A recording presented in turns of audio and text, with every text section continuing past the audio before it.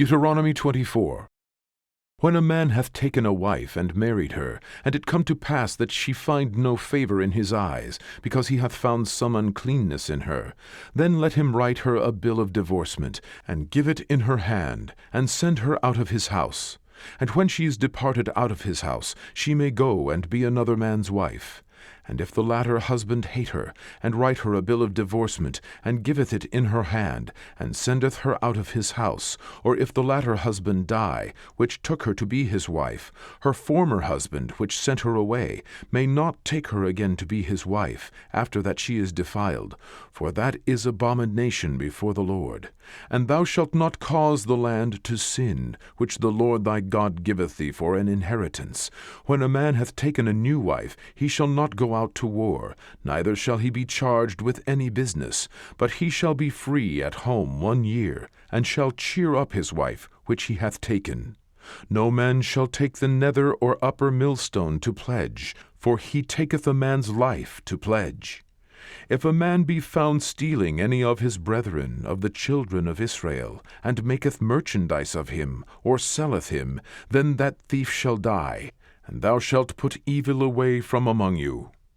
Take heed in the plague of leprosy, that thou observe diligently, and do according to all that the priests the Levites shall teach you. As I commanded them, so ye shall observe to do.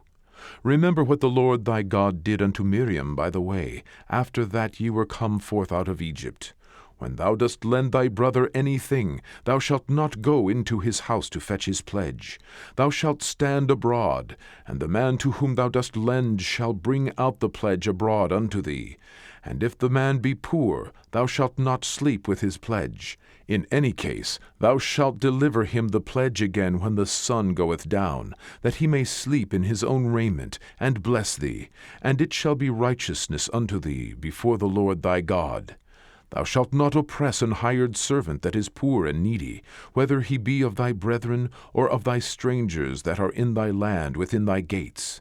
At his day thou shalt give him his hire, neither shall the sun go down upon it, for he is poor, and setteth his heart upon it, lest he cry against thee unto the Lord, and it be sin unto thee.